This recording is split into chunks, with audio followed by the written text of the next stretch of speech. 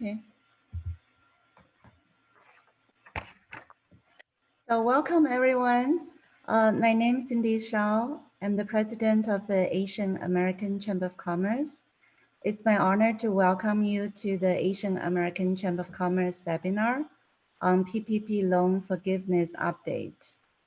And thank you so much for being with us today out of your busy schedule. We understand it takes sweat, determination, and hard work to keep the business going in these special times. We truly applaud your work and the effort. And today we are so excited to have many distinguished panelists, experts from SBA, Cherry Beckert, and also our sponsor, M&T Bank. They will be here to share valuable information about the PPP loan forgiveness. Next, let me briefly share just a few words about the Chamber. First, I would like to recognize our board leadership. Also our wonderful Chamber sponsors and partners. So our board of directors and the sponsors, they are so instrumental providing the leadership to advance the Chamber's mission and continue to provide the Asian business community with valuable opportunities for growth and development. We truly appreciate their support so that we can offer the program all year long and support the business in need. If you are not a member yet, we encourage you to join us and be a part of the AACC family. Just to sign up on the website asian-americanchamber.org/membership. And also holidays coming up. We wish everyone a very joyful and peaceful holiday season and hope you take the time to relax with the family and wish everyone like a business success in 2021. Next, I would like to introduce our board chair, Stephanie Shea. She will be also serving as the moderator for today's webinar. Stephanie has more than 20 years of experience in banking industry. She's a trusted advisor, always adding value to her clients. She has been involved with AACC since 2015, and she serves with various roles, including co-chairs of the program, chair of Govcons, treasurer, and now she's serving as our board chair. And many AACC members consult with her for banking needs. And thank you, Stephanie, for your service. Next, just mic to you. Hi, everyone. Thanks for Cindy's warm introduction. As Cindy mentioned, I work at M&T Bank in Business Banking Division, also serve as the board chair of Asian American Chamber of Commerce. AACC is very excited to host and partner with SBA again, along with an accounting firm and a bank. I'm pleased to introduce today's panelists. Even though Rod is not here, but I'd like to introduce Roger Johnson from SBA. Rod holds a position as a lender relations specialist and Small Business Development Center project manager. Rod was a commercial lender for 20 years, a business owner for more than a decade, and now is with SBA. Rod's extensive knowledge and background has helped many business owners. Next, Mr. John Carpenter, principal at Cherry Beckert LLP. John is a senior member of Cherry Beckert Government Contractor Services Group. He serves the financial needs of government contractors and other commercial entities. Recently, John has taken the lead on SBA Loan Assistance Program and CARES Act program to educate and consult businesses with the PPP loans and the CARES Act. Last but not the least, Mr. Mark Blackston, Administrative Vice President at M&T Bank. Mark is a business banking regional manager that oversees our neighboring Central Maryland team. In addition to his day job, Mark has spent time over the past several months working with M&T's PPP Forgiveness Project team. He will share with us how M&T is handling the forgiveness process. A special thanks to Mark step out of his manager's meeting to support AACC's event today. Without any further ado, I'd like to kick things off by welcoming our panelists. I'll give John over to you since Rod is not on yet. Perfect. All right, Stephanie, can you hear me okay? Yes, you're fine. All right. Yes. Well, thanks. And we've got a lot to cover today, so let's get right into it. We're really going to cover a handful of things today. We'll talk about just some basics of how PPP forgiveness works. I know Rod and Mark are going to touch on a number of these things as well. We're going to talk about the loan necessity questionnaires, which are starting to get released. The form was finalized right before Thanksgiving. We'll talk about those. We'll talk about some of the tax issues that arise out of PPP. And then, as Stephanie said, I have a background of 30 years dealing with government contractors, and I know we have a number of member companies here that are government contractors and have some questions around how PPP interfaces with contracts, and it's not an easy or necessarily clear area to deal with, but we're going to talk about that today as well. So let's start with forgiveness. In order to get forgiveness of your PPP loan, all borrowers are going to demonstrate how they have spent their PPP money, and they're going to gain forgiveness based on spending that money on perhaps a combination of payroll costs, mortgage interest, rent, and utilities. The program is designed such that at least 60% of the forgiven amount has to be paid on payroll costs. And payroll, as we'll mention here, is not just wages, but it's also the employer portion of benefits. So we could be here for an hour and a half just talking about forgiveness. So we'll kind of quickly go through this. But for everyone out there, just the basics say that wages paid during the covered period can be forgiven up to a maximum of $15,385 per employee if they're using an 8-week period, or $46,154 if they're using the 24-week period. What happens if you're applying earlier than 24 weeks? SBA, that's never been addressed in the guidance. Our belief is that $46,154 should be prorated if you happen to be using payroll for, say, 12 weeks, 14 weeks, but Mark and Rod, you guys may have a different view on that, and we can talk about that as we go through. Everyone needs to recognize that for owners of a business, there are some different limitations, and we won't go too far into the details because they do get pretty detailed based on the entity type that you're operating.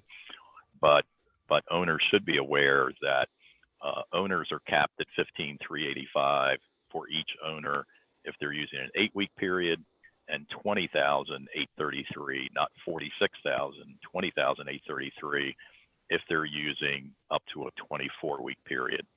There's also a cap such that owners can only claim forgiveness on either the lesser of $20,833 or 2.5 months equivalent of their 2019 compensation, as demonstrated through either a 2019 W-2, a K-1, a Schedule C, or however they handle their compensation through tax filings. Let's go to the next one.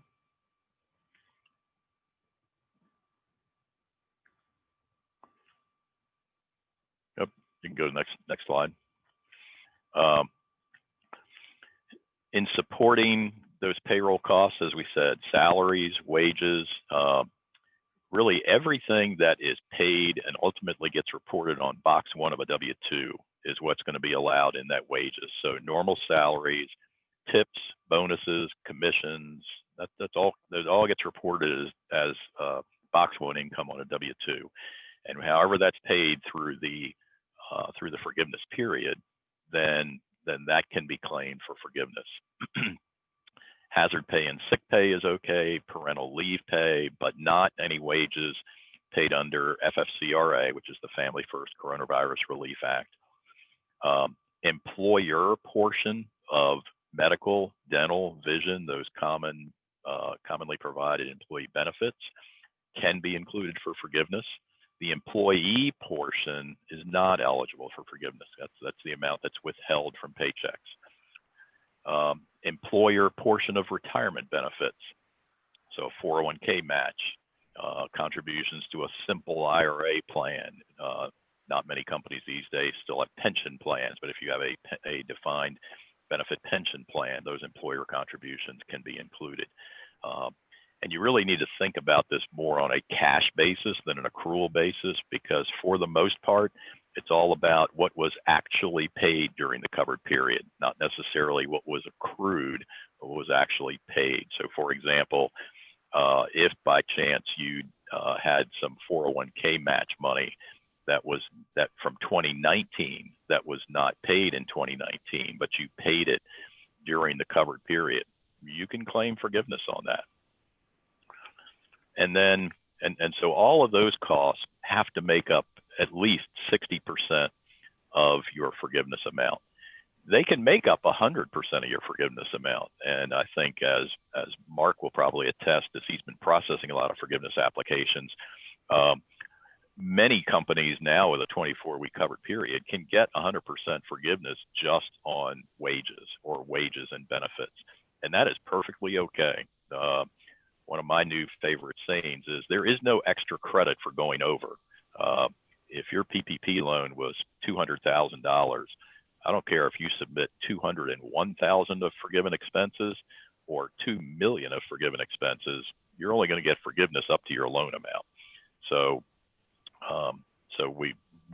we see that there's no real advantage to just pooling up, a huge amount of forgivable expenses. At the end of the day, the bank is going to verify expenses up to your loan amount, and once they get to that loan amount, they're probably going to stop, and you're good. You've got full forgiveness. But if you need it, 40% of forgiven expenses can come in the form of mortgage payments, lease or rental payments on either real or personal property, utilities, internet expenses, or what are called transportation utility taxes. Honestly, those don't really exist in very many places, and especially here on the East Coast. Let's go to the next slide. Other way.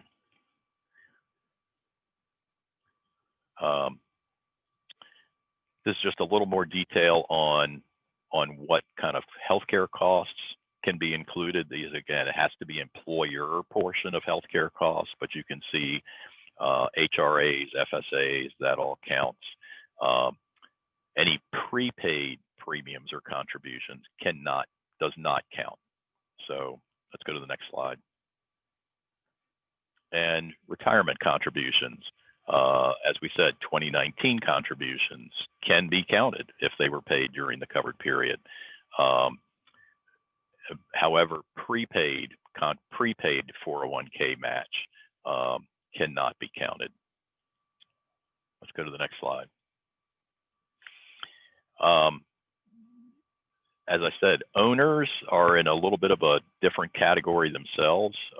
Owner employees, first of all, are defined as anybody who owns more than 5% of a C Corp, anybody who owns, or an S Corp, anybody who owns more than 5% of an LLC, or more than a 5% partner in a partnership, and of course, all sole proprietors would be counted.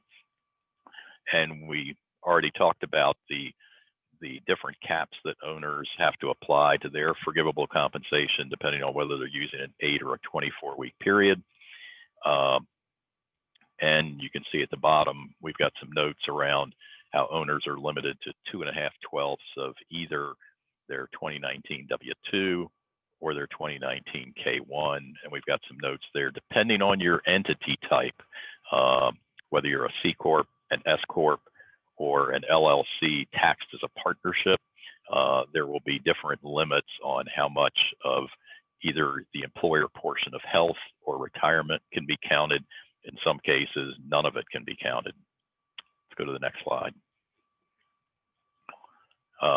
And you can see here, for example, in that first bullet, this gives you the formula if you are a general partnership, which most times what we, most instances of general partnerships are seen in the form of LLCs that are taxed as a general partnership. And it's a somewhat complicated formula. Partners are limited to 2.5/12 times 0.9235 of their 2019 SE income minus certain amounts. And sole proprietors limited to 2.5/12 of their 2019 Schedule C net profit. Owners need to pay close attention to what's in here because for owners, this gets a little complicated, and Mark, you'll probably vouch later on in your time to how the bank has to pay attention to this, and it can get pretty complicated on the review side as well. Let's go to the next slide. And then we've touched a little bit on the non-payroll costs that can be included. So rent under leases or interest on mortgages for real or personal property that are paid during the covered period can be included for forgiveness as long as those obligations were in place prior to February 15th of this year. You do have to, in your forgiveness application, you're going to need to provide copies of those leases or notes. I know we've gotten questions from people that have said, well, I leased the building from a family member. Okay, do you have a written lease? No, we just made a verbal agreement, handshake deal.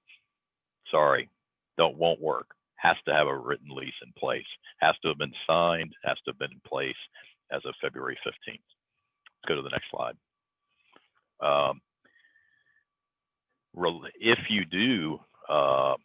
If you do have a lease in place with a related party, a family member, a business partner, be aware there are limitations there to how much lease expense can be included for forgiveness. And I'm not going to go too far into the details, but just be aware you're basically limited to the amount of mortgage interest paid on the underlying mortgage. So we've had instances already where people have said, well, I've got a related family partnership that owns the building the business operates in, and that partner in that building has no debt. We have no debt, but we pay rent to the partnership. Sorry, that rent is not includable for forgiveness. Let's go to the next slide. Let's talk briefly about these loan necessity questionnaires. The form was put out in draft form, I guess, probably around early November. And Rod, I know it was, I think after the comment period, I think that form was finalized maybe the day before Thanksgiving. I think, is that right? Yes. Yes. And there's two forms here, 3509 and 3510. 3509 is the questionnaire that for-profit businesses will fill out. 3510 is for nonprofits. Lenders will be distributing these forms to all borrowers or all borrowers whose PPP loan, together with any PPP loans if they have affiliates, add up to $2 million or more. And if you have multiple businesses that receive PPP loans, even if some of those loans were fairly small, if the total of the affiliated loans adds up to $2 million, then every business will have to fill out a questionnaire. It's a very short turnaround. Once the lender sends you the questionnaire, you only have 10 days to complete it. Rod, you and I can talk about that deadline later. And so it's a pretty short turnaround. Frankly, we've been sending draft questionnaires to our clients and saying, even before the bank sends it to you, you might want to start working on this, because especially if you have multiple loans, 10 days might be a kind of a short turn to get all the information together. Let's go to the next slide. The questionnaire really, I've kind of, the questionnaires are multiple pages, but I've kind of captured the basics into some different boxes here. So there's two different areas of the questionnaire. It's going to ask for an assessment of business activity and assessment of liquidity. On the business activity, you're going to be asked to provide figures around your gross revenues for the second quarter of this year versus the second quarter of 2019. There's quite a few questions regarding how COVID has impacted your business, what sort of shutdowns you may have been forced to make, and any alterations, sorry, typo there, should have said alterations, not alternations. And then we're talking like physical alterations to your facility or your plant or your office as it relates to COVID. And then there's a disclosure around any other capital projects that you've undertaken that were not related to COVID. Let's go to the next slide. The liquidity assessment, there's a lot of information to provide here. And this part, I suspect, will take some businesses quite a bit of time to pull together. But you'll be asked to disclose your levels of cash prior to the PPP application, disclose a schedule of dividends and distributions made during the covered period other than tax distributions, disclose whether you prepaid any debt payments, any loan payments to various lenders. You'll need to provide a schedule of all employees who during the covered period are paid PPP money if their compensation is annualized at $250,000 or more. And then a number of other questions, such as does your business have any traded securities, i.e. do you have a public filing? Or if more than 50% of the ownership is held by a foreign entity, if more than 20% of the ownership is held by either a private equity firm, a VC firm, hedge fund, or other kind of fund like that, and did you receive any other CARES Act funding? So very, I'll call them very thorough, very lengthy questionnaires. There is, you're not going to finish. You're not going to do this in an hour. This will take many hours, depending on whether you're answering yes to some of this and how much detail you've got to pull together. Let's go to the next slide. Real quickly on tax implications, the PPP loan was a very very generous program in that from a tax standpoint, for the first time maybe ever, Congress set this up such that the forgiveness of the PPP loan is not taxable. Generally when you have debt forgiven, that becomes taxable income. Maybe for the first time ever, PPP loans are not taxable. At least the forgiveness is not taxable. However, what Congress did not address, and IRS later, in our opinion, muddied up, is IRS came out and said, well, you're right, the forgiveness of the loan is not taxable, but we IRS believe that the expenses that go along with the forgiveness should not be deductible. And that has created kind of a firestorm among public accounting firms for the rest of the year. We understand that Congress is dealing with this, and we think that in the next stimulus bill there's going to be some clarification, and not to even try to predict what Congress might do, but I think there's a lot of pressure on them to affirmatively say that the forgiven expenses will be deductible. So stay tuned with that. However, at the moment, I would say if businesses are wondering, well, am I going to be able to deduct these PPP expenses or not? That's pretty unclear. You should definitely talk to your tax advisor. And if you're sitting here today wondering whether, should you count it or not, and how do you want to set up those fourth quarter estimated tax payments that are due in just about a little less than 30 days from now, well, you better talk with your tax advisor because it may or may not be clarified by Congress in the next 30 days. Let's go to the next slide. In fact, we may let's skip through these and go talk about the Govcons, because I know I'm running a little short on time. Keep going, please. let's go, there we go. So again, I've been on hour-long webinars just talking about this topic, and that is how does PPP forgiveness work for government contractors? Well, the only area here that has really been made clear by the government is the issuance of FAR 31.201-5, which says that if a contractor receives some type of rebate or credit under a cost plus type contract, then that contractor has to provide a credit back to the government for the same amount.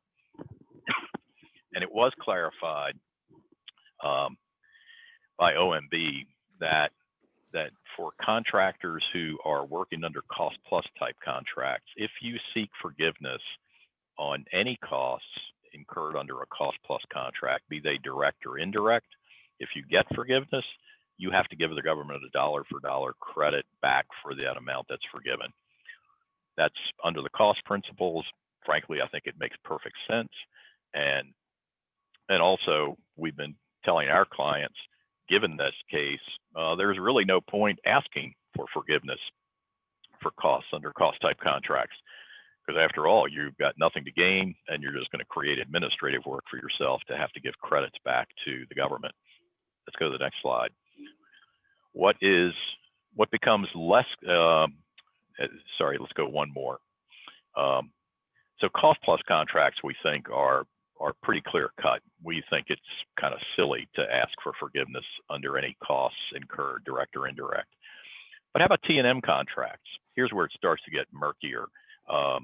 There's no guidance in the FAR as to whether you have to give a credit back for costs incurred under T&M contracts or not. Certainly, we would say people need to talk to their advisors, but we are advising our clients not to claim forgiveness for any T&M costs. And we say that based on the fact that T&M contracts, although different than cost type contracts, they're still viewed as flexibly priced contracts. So no clear guidance here, but we think it's just a pretty risky move to claim forgiveness under PPP for T&M costs. Let's go to the next slide. Where it gets somewhat even murkier, but we think probably more favorable for contractors, is under fixed price contracts. And for people who work in the Govcon space, you know that fixed price contracts can come in different flavors and styles. There can be pure firm, I'll call them the pure firm fixed price contracts, where let's say you're producing widgets for the government and you're getting paid X number of dollars per widget. And it doesn't matter if it costs you, 80% of X to produce that widget, or if you're losing money on every widget. You get a fixed price and that's it. All the risk is on the contractor. Again, there's been no clear guidance issued, but we believe that, and frankly, most law firms I've talked to believe the same thing. We believe that costs incurred under those type of contracts can be put in for forgiveness. Again, all the risk is on the contractor. Where it gets murkier still is, what if you've got say a fixed price level of effort type contract where the government's almost dictating the number of hours you got to put in, and where the fixed price nature of the work is really around the labor rates you're paid, and not so, and there is less risk on the contractor. We think claiming forgiveness for those costs probably is similar to T&Ms, that may be a pretty risky move. Not that you won't get approved for forgiveness, but you may be defending your position later if you're audited by DCAA or some other agency. So that's a real short summary to say that fixed price contracts, we think, really they almost need an analysis on a contract by contract basis. And in some cases, our firm and law firms have sat there and we've actually read through proposals and read through communication back and forth between the government and the contractor to determine, what is the real nature of the relationship here? How much in that sharing of risk, how much risk is on the contractor's shoulders and how much risk is on the government's shoulders? And it's really measuring that risk. We think that lies or that kind of speaks to the key of whether those expenses really should be forgivable or not.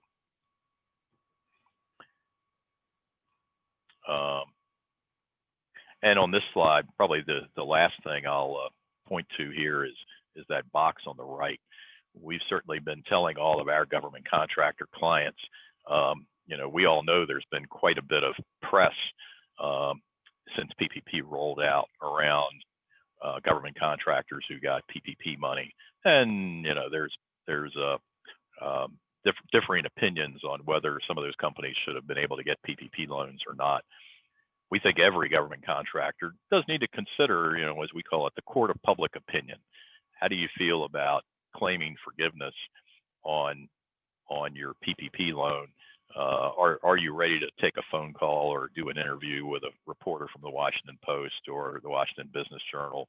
And what kind of concerns do you have about just the appearance, both in the public press as well as with your government customers, if you're seeking forgiveness on PPP? No way to measure that. That's one of those you have to just look in the mirror and decide how much risk or what kind of perception you think is involved with that. That was really quick, but thank you so much. And Stephanie, I think back to you and probably over to our friend Rod. Yeah, thank you. Thank you, John. I know we don't have too much time and people have a million questions. So next we will have Rod Johnson from SBA. Rod, over to you. All right, well, thank you. Now I will state up front, I had some examples of actually how to go through and fill out the form, but for the sake of time, we'll skip those slides so that we can get to, you know, the question and answer period, okay? Now, there are a couple of things that I want to say, and you had the right slide up. That's right, that one right there. All right, so there are a couple of things I want to say in starting off. One, again, my name is Rod Johnson. I'm with the Small Business Administration, and I am the Lender Relations / Small Business Development Center Project Officer. Under that first title, my role is actually to burst open the vault doors of banks like M&T, right, to ensure that as business owners, you have enough money to grow and sustain your businesses, particularly during this pandemic. The second part of my title is actually I oversee the Small Business Development Centers hosted by George Mason University in Northern Virginia and Howard University in Washington, D.C., to ensure that they're delivering the services that you need in order for your businesses to grow.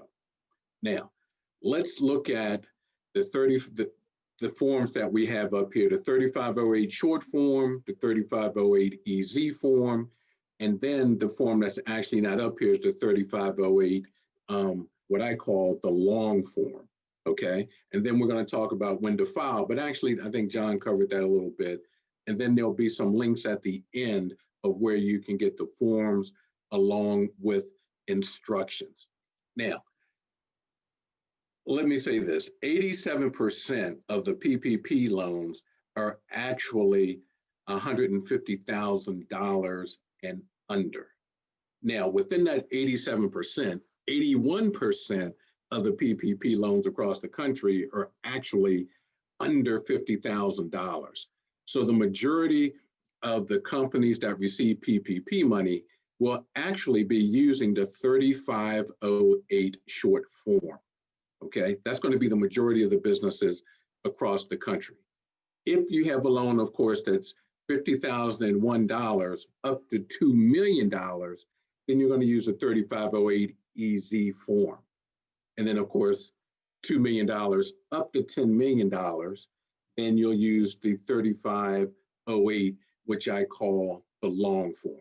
So those are your three forms, the 3508 forms that you will use, but the majority of you will probably use outside of government contractors, the 3508 short form. Okay, next slide, please.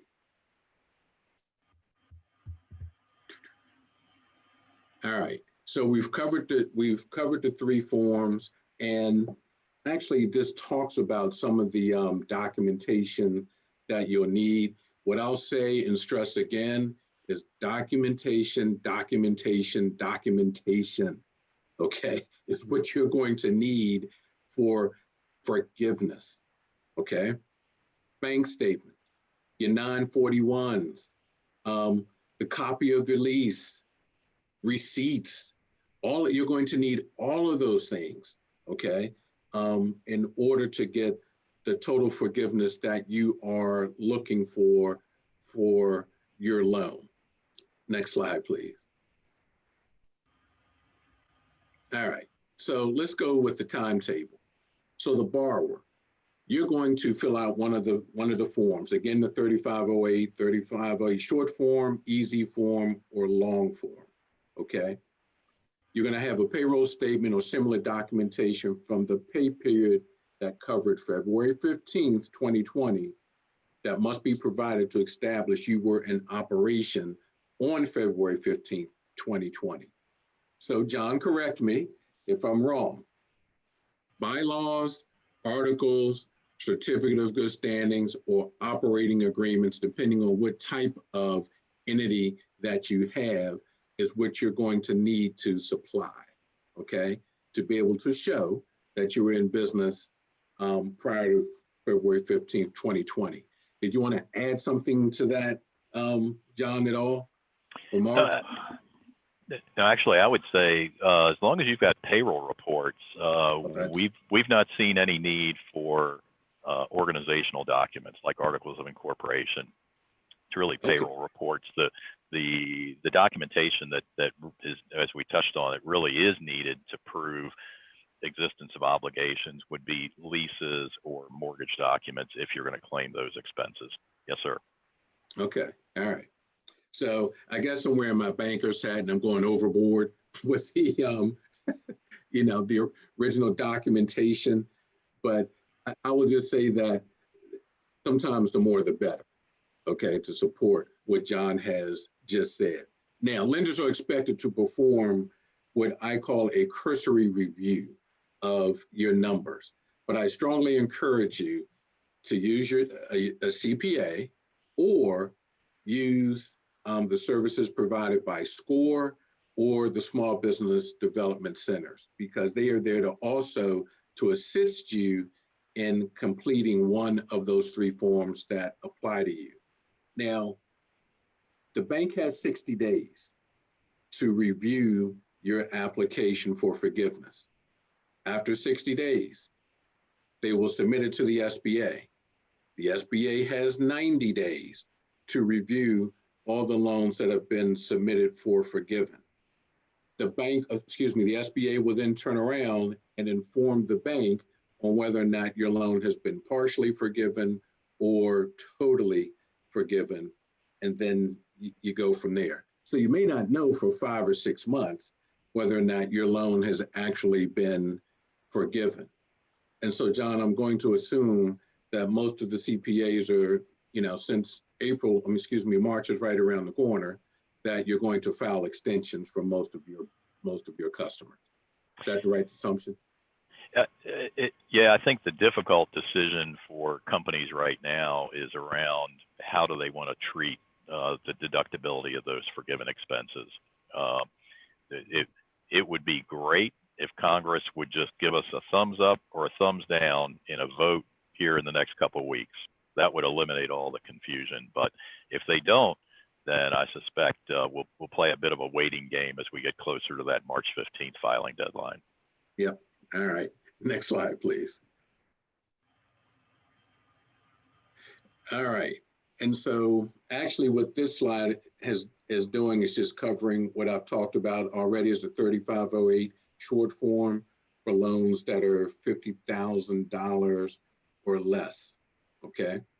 And actually we can go to the next slide because that's really pretty much what this slide is talking about. I've gotten ahead of myself.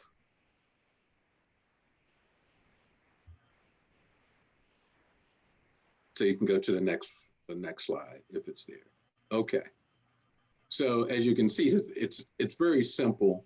And for those of you that haven't seen it, I thought I'd just have a short version of what it looks like. And so you can see there are two things that you're going to need that are important. And that is your SBA PPP loan number and your lender PPP number, okay? Now, I've been getting a lot of phone calls about these two things. Your lender, whether it's M&T, Bank of America, Wells Fargo, Celtic Bank, they should be able to give you both numbers, because since they processed your loan through the SBA's E-Trans system, we obviously had to give them an authorization number, which is your SBA PPP loan number. So you'll be able to get that from your lender, and then you also completed the bank's loan documentation, so they will have their PPP loan number for you. So it's best that you go to your bank in order to get, both of those PPP numbers, because they will have it readily available to you. So calling us at the district office to give you those numbers, the best place to really get it from is from your lender versus calling the SBA, and then we have to turn around and call the bank to actually get that number for you. So please work with your bank to get that. Now, one of the things also on here is about the idle advance amount. There seems to be confusion around that, so hopefully I can clear that up. With this idle advance, it's the timing of when you received your PPP and your idle. So let's look at the first example. The first example is you have 10 employees. Now, for the idle advance, it's $1,000 per employee up to $10,000. So we'll use the example of getting a $100,000 loan, okay, PPP loan. So if you apply for the idle advance and you receive an idle advance of $10,000, when you went to apply for your PPP loan for $100,000, the bank determined you could have $100,000. The bank was supposed to deduct that $10,000 advance from the PPP. So your real PPP number is $90,000 that is to be forgiven, okay? That's scenario one. And that's the proper way in which it was supposed to be done. Now, if you went to the bank and you applied for the PPP first, and the bank determined that you were to receive $100,000, and then you went and applied for the idle advance, and you got $10,000, well, that idle advance wasn't subtracted from the PPP loan. And so when you go to apply for forgiveness, you're actually going to apply for $100,000. But here's the catch, and this is something that Congress will have to address. On the back end, the SBA is going to deduct that $10,000 advance amount from the PPP. So as it stands right now today, only $90,000, not $100,000, is actually going to be forgiven. And so the bank is going to look at it and say, Mr. or Mrs. Borrower, you owe me $10,000 at 1% over either 2 years or 5 years, okay? So I hope that you understand the difference between the two. Congress has been informed that that's something that needs to be addressed. And so I wanted to bring that up front for you to understand that, because I've already received calls about the second scenario that I've just given you. And I've just asked borrowers and CPAs just to hang on, and let's hope that Congress actually fixes that issue.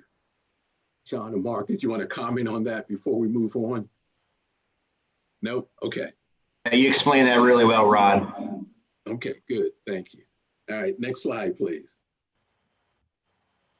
The certifications, look, we already know how the money is supposed to be used. If you are a 1099, a single member LLC, or a sole proprietorship, let's not forget that 100% of the PPP money could have been used to pay yourself, okay? Because I got a lot of questions about that. And I said, of course, you could use 100% of the funds to pay yourself.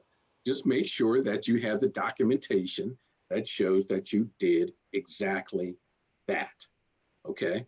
So although the ruling says that 60% could be used for payroll and 40% for the other expenses, to me, the easiest way to get 100% forgiveness, as long as you have the documentation, was to use the money 100% for payroll to pay yourself, okay? Absolutely. So let's put that question to bed, because I'm still getting a lot of phone calls about, I use the money 100% to pay myself. Am I in trouble? No, you're not, okay?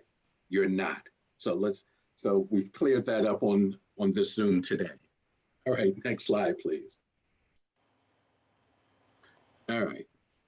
And so actually, this comes to the final copy of the Schedule C, because a lot of times when that calculation was done for the PPP, it was, if you will, not the final Schedule C. So you'll need to have that to support your forgiveness, as a part of your forgiveness package, okay? Don, did you want to say something about that at all? I think the only thing I would add is, and I think it was great that SBA clarified that point, because I know back in September, let's say, there were businesses saying, well, I'm ready to apply for forgiveness, but I haven't filed my final 2019 tax return. Can I apply? And so it was made clear that no, you can't apply.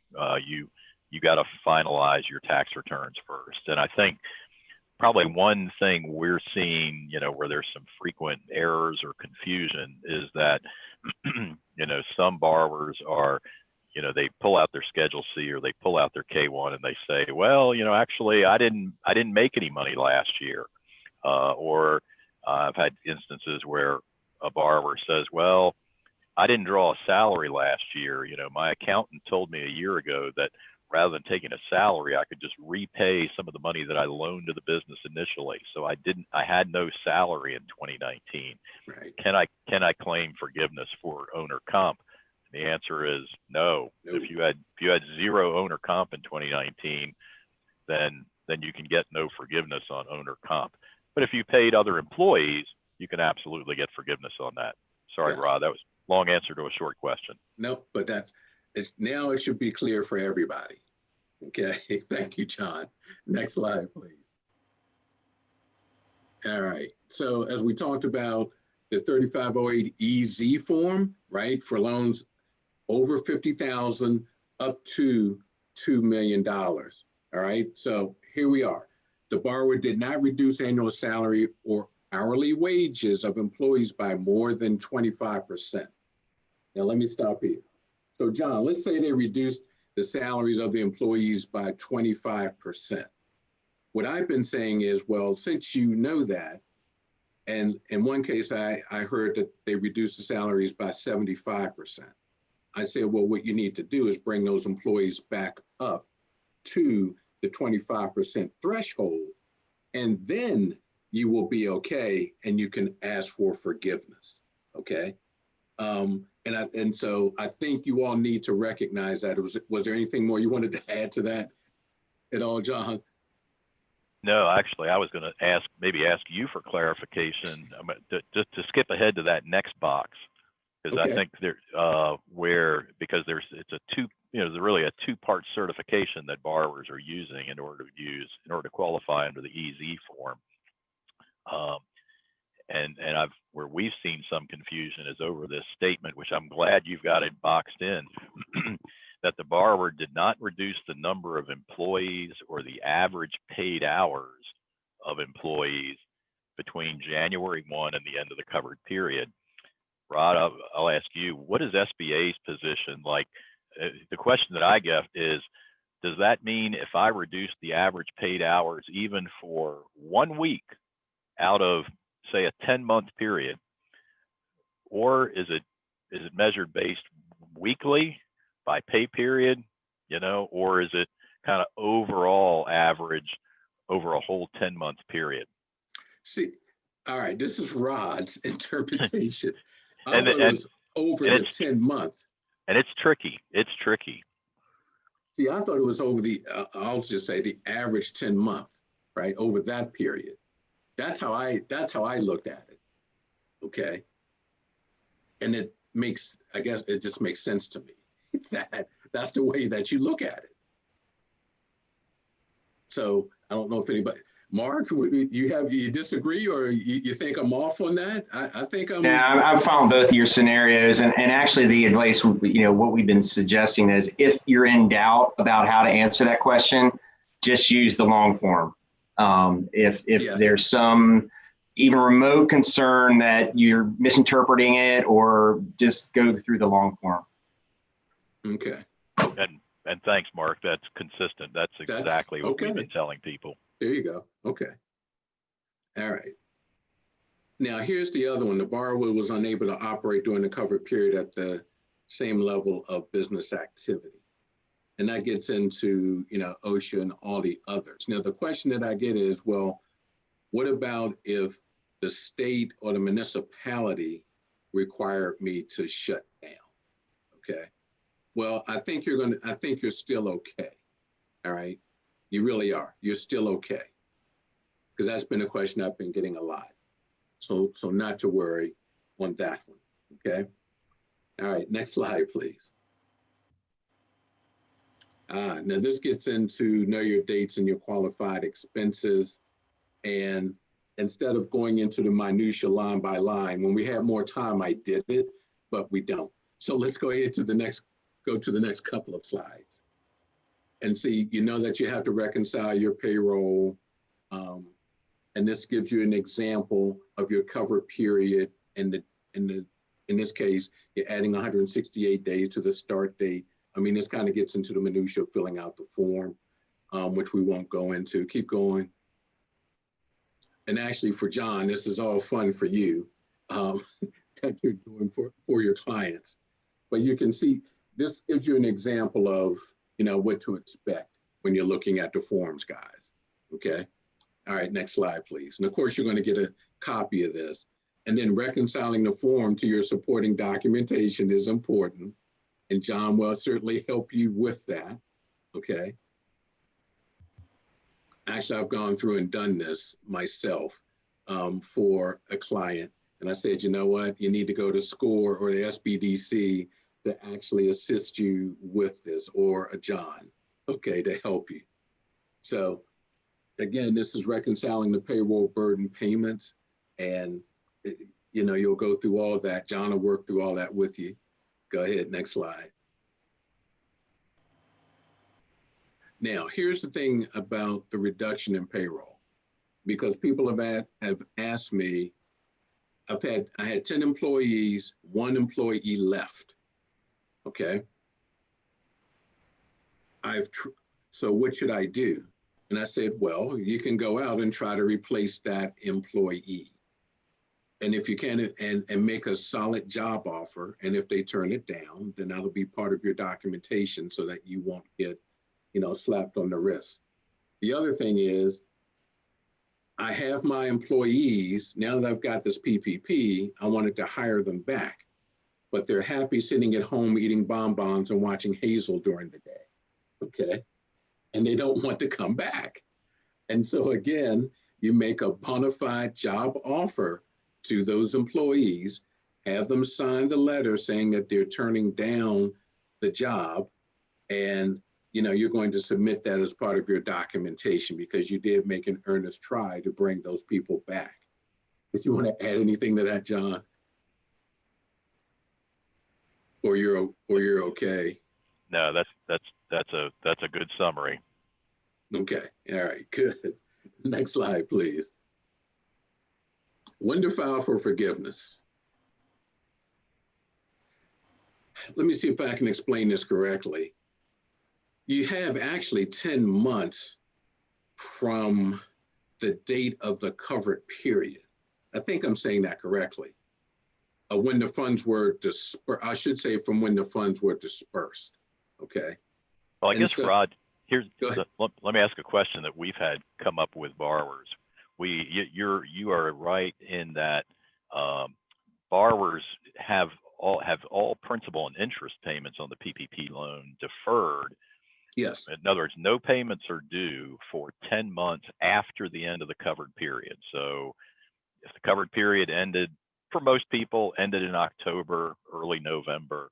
They've got 10 months from then before they have to start making payments.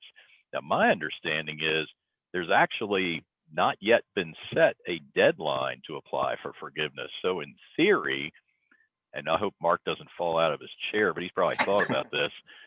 In theory, if a borrower just does nothing and they just say, I'll deal with this another day, then 10 months after their covered period, the bank is going to contact them and say, you have to start making payments on that PPP loan, monthly payments of principal and interest. But at least as I understand it, in theory today, let's say that borrower has a 5-year repayment. They could wait 4 years later and say, aha, I want to get forgiveness on the remaining portion and I'm going to apply. And I believe they could do that even in 2025. You know, by the way, this is Rod's colleague, Nick. I'm doing a webinar myself, and I just looked up the guidance, and that's true, John. What you said is true. They could apply for forgiveness anytime before the end of the loan maturity. Mm-hmm. Can I make a suggestion to SBA? I think you could not yet. I think you could delay the retirement of thousands of bankers if SBA would clarify that. And I really think there needs to be a deadline to apply for forgiveness. You know, make it next August 30 or September 30 of next year. But I think bankers will absolutely jump out windows at the thought that they have to keep their forgiveness window open into 2022 or 2023. I think that's just common sense and just something that nobody really thought about up till now. Yeah, you guys can chew on that. That loophole needs to be closed. Look, I'm worried as a banker that I have whatever the loan amount is, and it's at 1%, and there's no personal guarantee, and there's no collateral. Okay, I shudder at that thought. But you got an SBA guarantee, so yeah, but still, you know. Anyway, that's some food for thought for you, Rod, for after the webinar. Yes. All right, next slide, please. And thank you, Nick.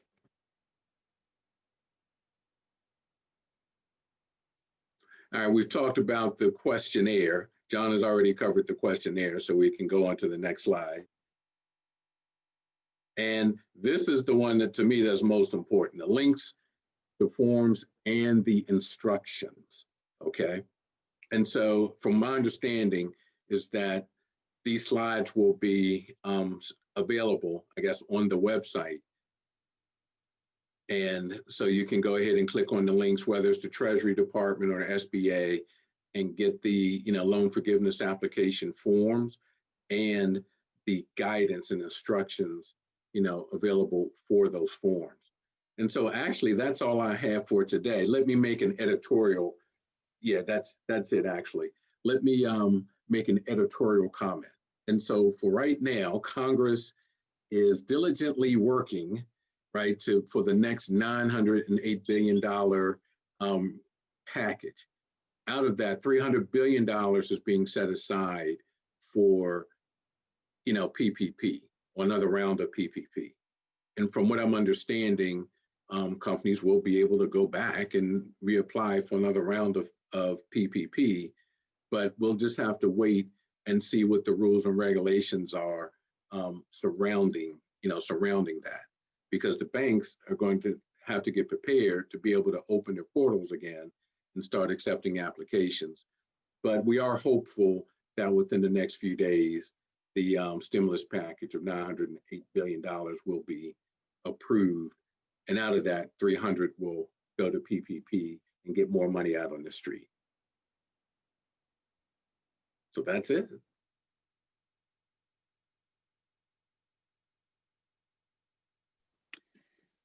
Thank you, Rod. I know the questions are coming in. So next we will have Mark to share with us his experience in banking. Mark, thanks, Stephanie. Appreciate. Thank you. Are you all hearing me okay? Yes. Yes. Perfect. Well, thanks. And the magic of going last is a lot of the things that I was going to maybe highlight here may have already been addressed by both John and Rod. So I'll just add some clarifying points on a couple things. But certainly I appreciate the opportunity to participate today, and sincere thanks to you, Stephanie, as well as Cindy and the leadership of the Asian American Chamber for allowing us to participate. And as Stephanie said, my name is Mark Blackson, and I am an administrative vice president in the Greater Washington market. And like Stephanie, my job at M&T is 100% focused on supporting small businesses, their owners and employees.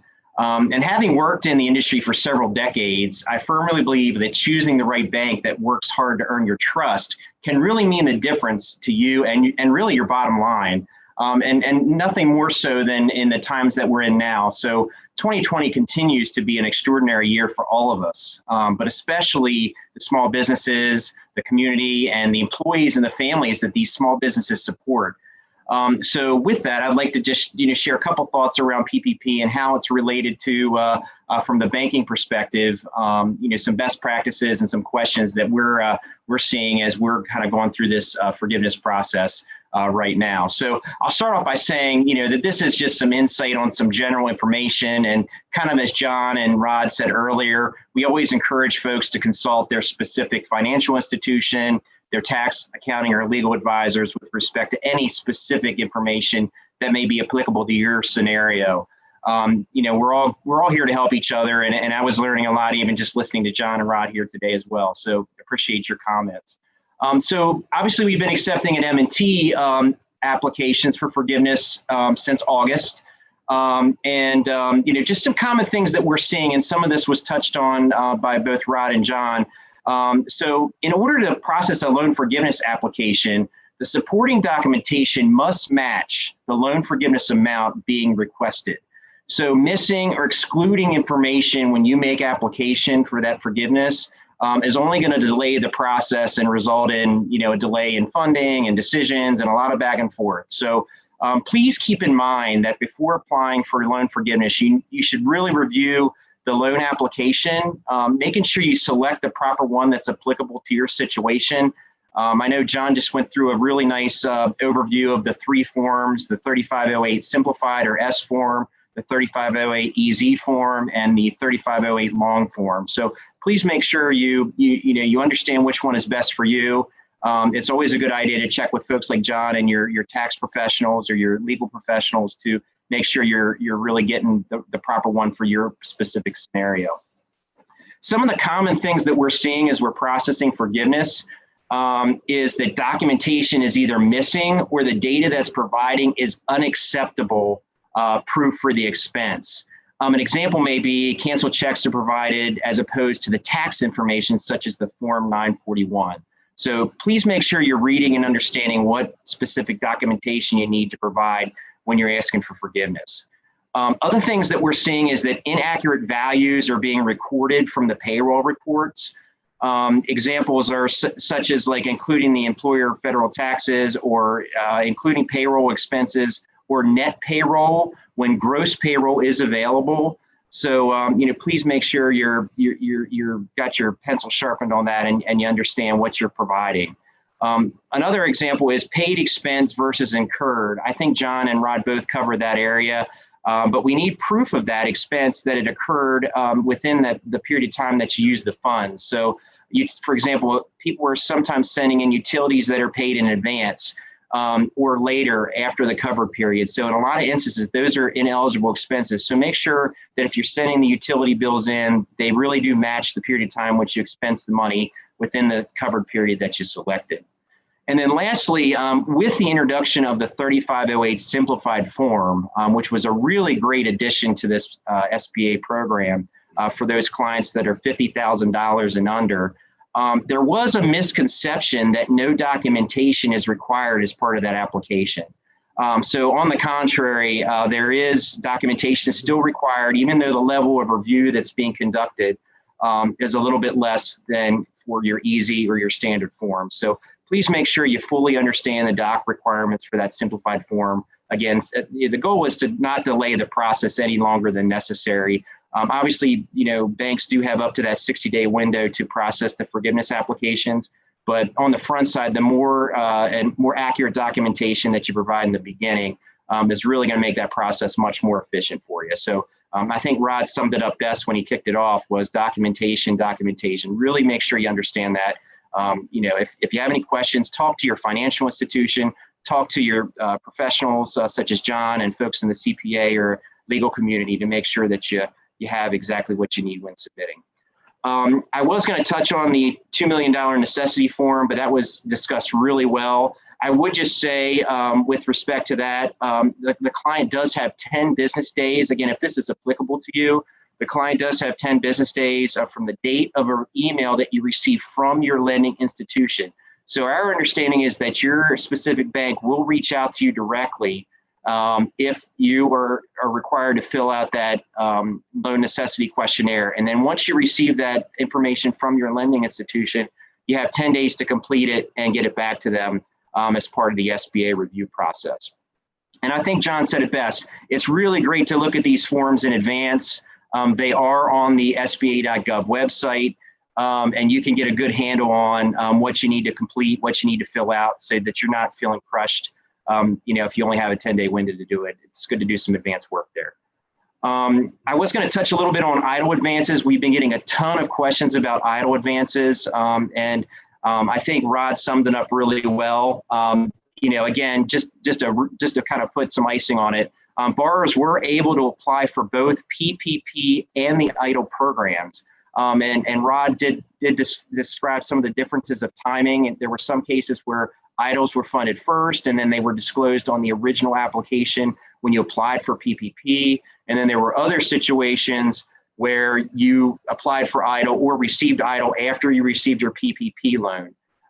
But, you know, as part of the CARES Act, it does specify that any EIDL advance that was not, I guess, deducted in the beginning that Rod mentioned will reduce your forgiveness amount up to that $10,000 or the amount that was applicable to your situation. So please keep that in mind. That's something that we've been getting a lot of inquiries on to clarify that. Deferral periods under the Paycheck Protection Flexibility Act, which was signed in June of 2020, the deferral period for loan payment was extended.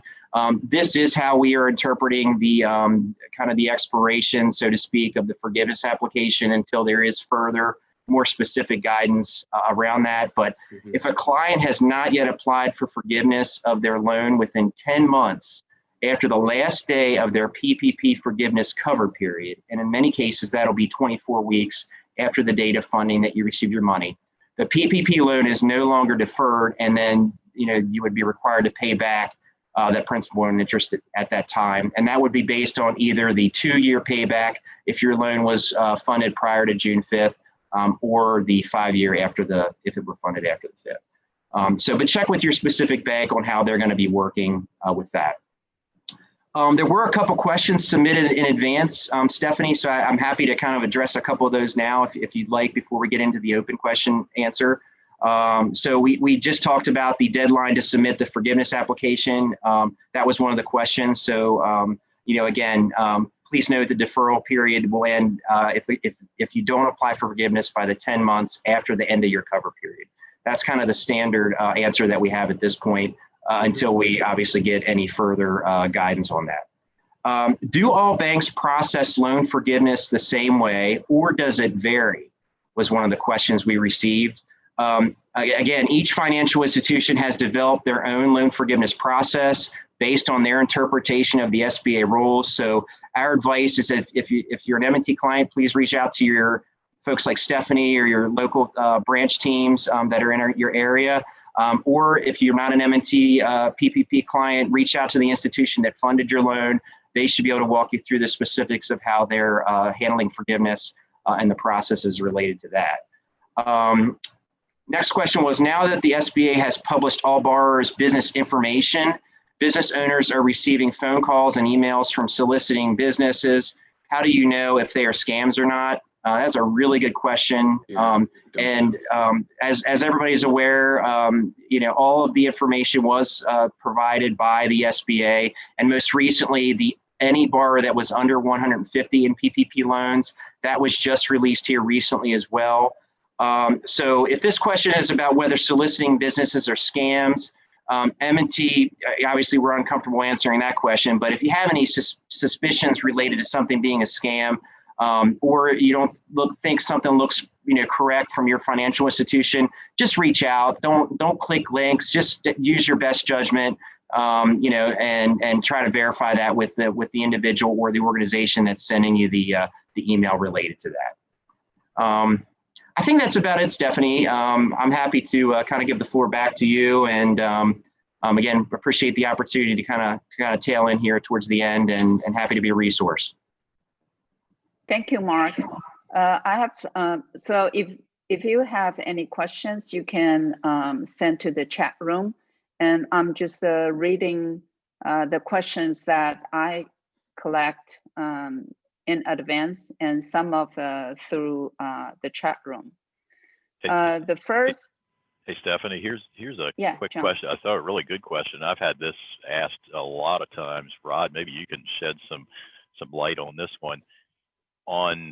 At least on the 3508, on the 3508 and the 3508 EZ, right at the outset of the application, it asks for number of employees at the time of original application, number of employees at the time of forgiveness. And there seems to be, I think, a good deal of confusion about whether those numbers have anything at all to do with FTE counts. We've been guessing that those numbers are probably being collected more for just statistical reporting purposes, that there's really not a reconciliation between those numbers and what the real FTE counts are on. But you got any feedback for us on that? Actually, I don't. I really don't at this point. I've actually asked the question upline, but I haven't received a response on it yet. Okay, thanks. I have attended other forgiveness webinars that have been put on by SBA regions across the U.S., and that does seem to be a common question, John. And I agree. I don't know that I have a clear answer to that one either. No. Okay, there's a question to John. If you're only going to request forgiveness for payroll of indirect staff, do you think that will impact the credit issue on TNM and or FFP contracts? Here's our view on that.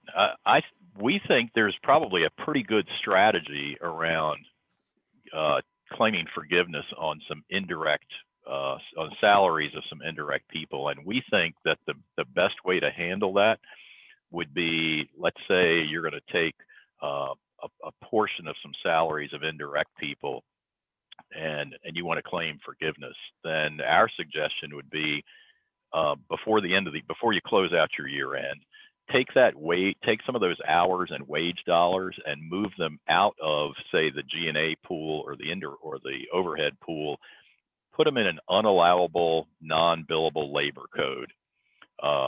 And that way, if there's ever any question later, and of course, save your backup documentation, probably ought to write a little memo to the file and save it for yourself. But later, if there's ever any question from, say, DCAA about, have you double dipped? Have you hit the taxpayer twice? We think if you've moved those labor costs out of an indirect code, out of a G&A or an overhead code and into an unallowable code, that to us says that you're abiding by all the rules, and there's no way that you can be accused of double billing the government, because it's not even part of a pool that's going to be spread to any other type of contract.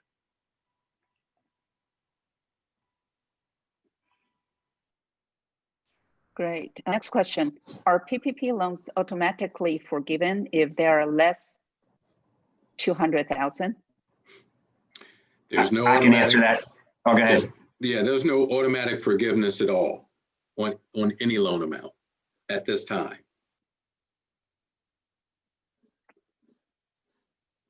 Okay, great. Next, is PPP loan taxable? I think you mentioned that. Yeah, we touched on that. Right, right. The forgiveness of the loan is definitely not taxable. That was established in the CARES Act. What is up in the air is whether the expenses used to claim forgiveness are going to be deductible. And again, kind of stay tuned. We think Congress is going to deal with this pretty soon. Yes. I see Rod nodding. You know, we've all been reading where, you know, certain members of Congress had said, hey, we never intended that to be the case. IRS, you know, issued their notice kind of on their own accord. But anyway, we think there's going to be some clarification coming here pretty soon. Okay. Next, some banks aren't accepting PPP loan forgiveness application. What to do? Well, My advice is just to reach out to your contact at the bank to find out when they will be accepting them to understand the process. You are required to go to the institution that you did receive the PPP loan from to request forgiveness. So you can't go to some other organization to do it. You have to work with the organization that you requested your original and received the funding of your original PPP loan with. So I would encourage you to reach out to your contacts at the organization to understand if and when they're going to be accepting forgiveness and what that process may look like. Yep, exactly. Thank you. Next, if the PPP loan forgiveness approved by a bank, does that mean SBA will approve based on bank's approval? No, it does not. The SBA has the final word on the forgiveness, whether it's partial or whole. Thank you. Hey Rod, can I throw a question in here? How about the time for those larger loans over 2 million, especially, you know, affiliated loans over 2 million, and how it relates to the questionnaires? Can you give us any feedback on, just from a timing standpoint, if a business applies for forgiveness next month, could it be that SBA will approve forgiveness without them filling out the necessity questionnaire, or are those two being linked together? I mean, will they have to fill out the necessity questionnaire before they get SBA approval? It's my understanding that they'll have to fill out the form, that they're going to be linked together. Yes. Now, It makes sense to me. Now, really, the question I have is, for those loans over 2 million, because what we keep hearing is they're really going to be scrutinized. Can those loans really be scrutinized within the 90-day time frame? Honestly, that's the question that I have, that I've again run up the flagpole, but I haven't received an answer on that yet. And I'll just say, my guess is I don't think they can be, but as you pointed out in your slides, everybody's required to keep their documentation for 6 years. Government contractors are used to seeing government audits happen years after the fact, and I think this is going to be the same situation.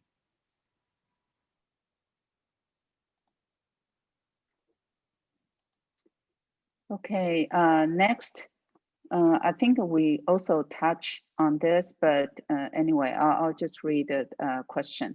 Government contracting companies continues to receive payments from government and not much affected by pandemic.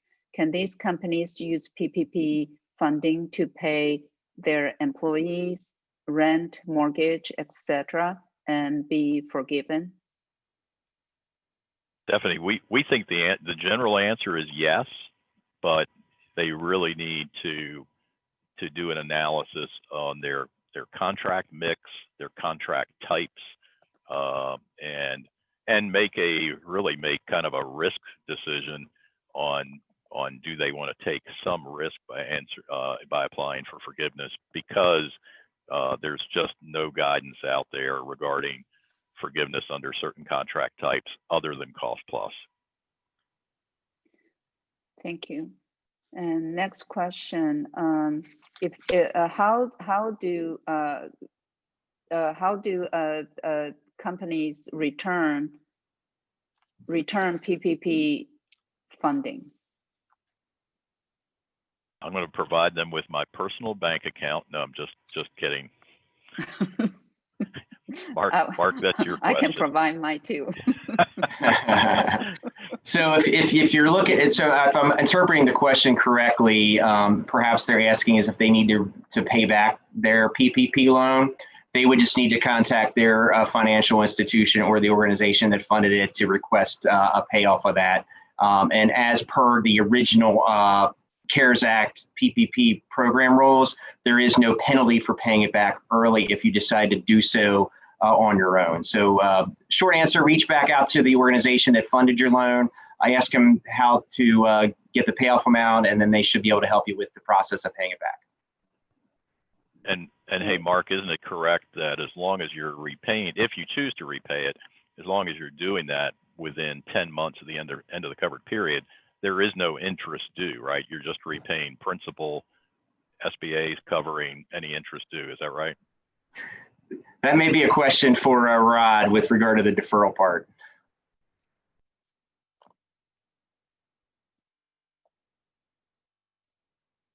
Rod, do you have an answer for that?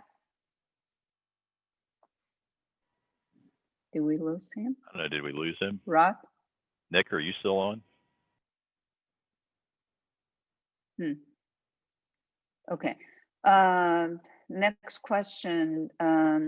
We also touch on this, but business owners cannot hire employees back to work, so they have been paid themselves. In this situation, can the PPP loan be forgiven?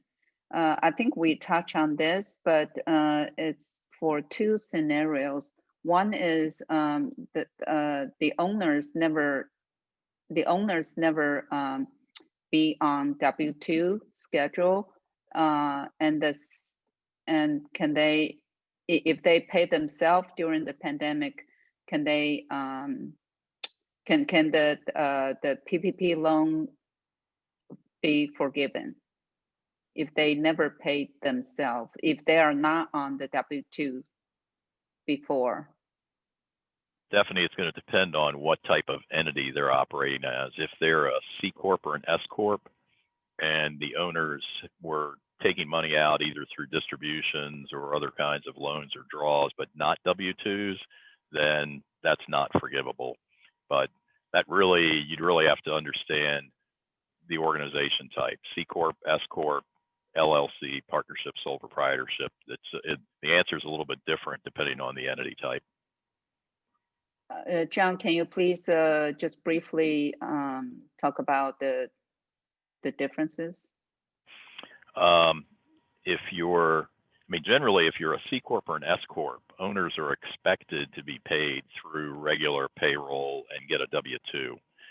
So if an owner of a C Corp or an S Corp has paid themselves, in a manner other than through a W-2, then that's not going to be part of forgiveness. If you are an LLC taxed as a partnership, and that owner has taken guaranteed payments or some other type of compensation, and their K-1 from last year was, say, at least 100,000 or more, then they can get forgiveness up to 20,833. And a sole proprietor can take money out virtually any way they want, as long as they've got sufficient self-employment income, or bottom line income showing on their Schedule C from last year, from 2019.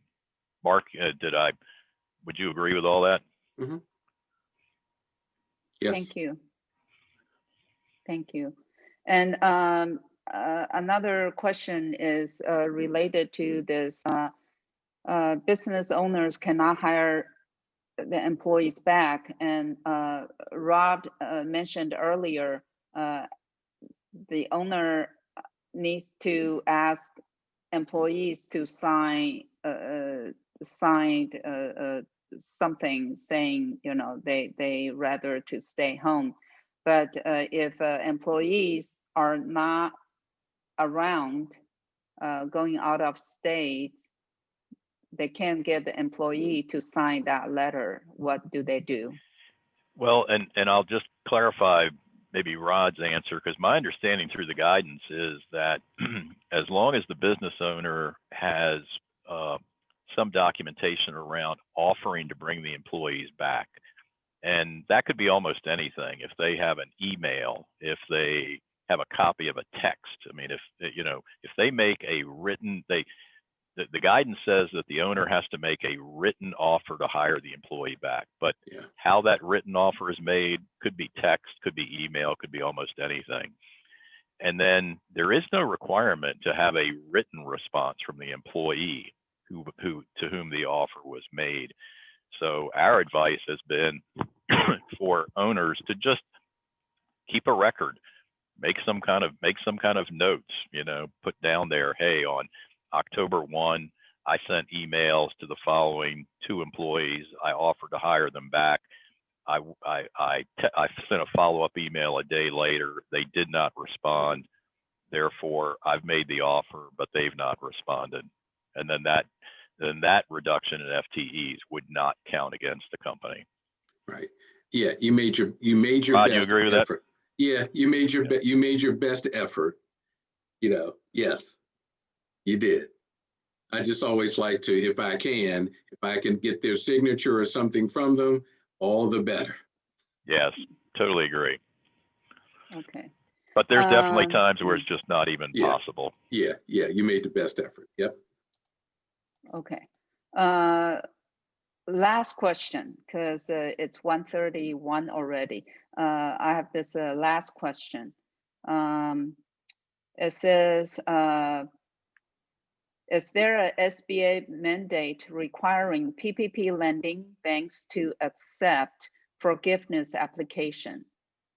I personally went to my lender's office and was told that they weren't accepting forgiveness application. Yeah, every bank has a process that they're using to accept, to start accepting forgiveness applications. And so they will just have to continue to work with their lender to find out when they will, if they're not accepting applications yet, when they will accept applications. There are some banks that are, of course, staging, what I call staging, when they're accepting applications. And so each borrower will have to work specifically with their own bank to get a feel for what the process is. You mean the funding bank? Yes, they have to work with their individual bank. Because some customers whoever did the PPP funding, correct? Because some customers they have to work with the financial institution funding from their banks. They have to work with the financial institution that funded their PPP loan. Okay, yeah, that makes sense. Okay, there's one more question if you have time. If you have a 1099 that pays through your payroll company. Oh, okay. John, you can answer that. Yeah, I'm sorry. 1099s were never supposed to be part of the original PPP advance, and any workers paid through a 1099, those costs are not part of forgiveness. That's been very clear from day one. Mm-hmm. 1099 individuals who are paid by 1099, it was stated right in the first IFR that came out April 3rd. Individuals paid through a 1099 can apply for their own PPP loan individually, right, Rod? That's right. But which was a great benefit for them. But 1099ers are not employees. They never have been. It's kind of a misnomer to say, well, I have 1099 employees. No, you don't. I don't. You either have W-2 employees or you have 1099 subcontractors. Most CPAs, the hair on the back of their neck stands up when they hear the phrase 1099 employee. That's an oxymoron. Mm-hmm. Mm-hmm. Correct. Thank you. Well, thank you, everyone, and thank you all the panelists to join us today and provide great insight and suggestion, recommendations. And thank you for all the participants. I think time's up. Thank you, everyone. Have a happy holidays. Thanks, you too. And Thank hopefully you. we'll be back in January once the new stimulus is passed, and we'll update you on the latest and the greatest. Sure, we will have another one. Thank you so much. Yeah, thank you. Hope to invite you guys back next year. Have a wonderful holiday.